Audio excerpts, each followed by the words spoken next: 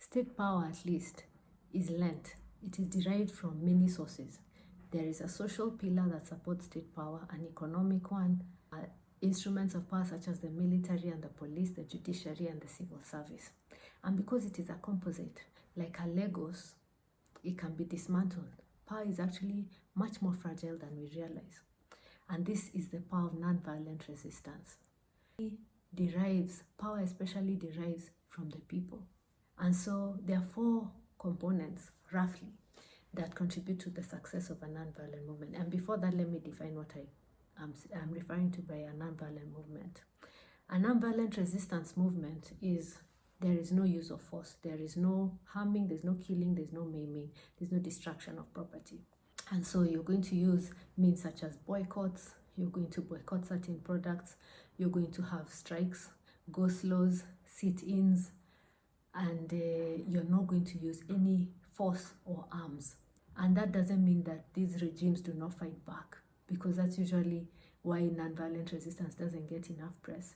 These regimes are going to fight back, but you don't use any force against them, because this is the power of disobedience and non-consent. It's the understanding. The power that is in a certain state or a certain regime is coming from the consent of all these entities, these composite entities that have lent their power to this person or to this regime. And so by refusal to consent, by acts of civil disobedience, then you bring power to its knees. You weaken its capacity and its ability to repress. And not only that, it has been shown that it can achieve regime change. It can take back territories that have been annexed or taken over by other nations. And it can also bring independence in the state in places where there is colonialism or occupation. And this is according to studies that have been done by Erika Chenoweth and Maria Stefan in a book called Nonviolent Why Civil Resistance Works. They studied and they found that there are components of success for a nonviolent resistance movement. And the first one, of course, derives from a movement, and a movement with momentum. So a movement means you have a critical mass of people who are united about a certain thing that they need to change, or a certain idea. So they're united by this ideology.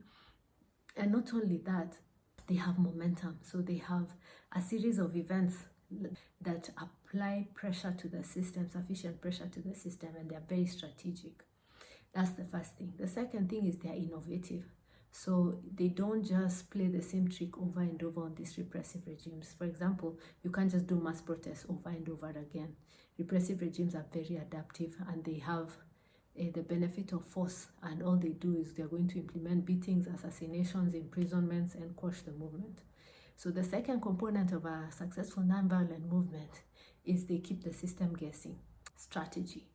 So that means they study the system and consider its weaknesses or where it's deriving power from, and then they move against those systems in a nonviolent way to weaken those systems. The third thing that these nonviolent resistance movements that succeed have is they tend to draw defectors. So like we said, because power is deriving from all these entities, if you can get some of them just to shift their allegiance a little bit, they may not need to defect and believe in what you believe. They just need to reduce their loyalty to the repressive regime. So for example, in the OTPOR movement that ousted the butcher of the Balkans, is called Slobodan Milosevic. There was a completely non-violent movement that ousted him from power.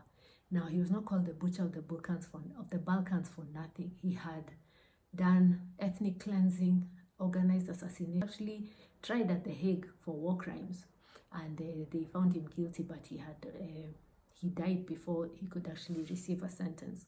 And you can imagine the kind of brutality that these non-violent movement was exposed to, and they still succeeded.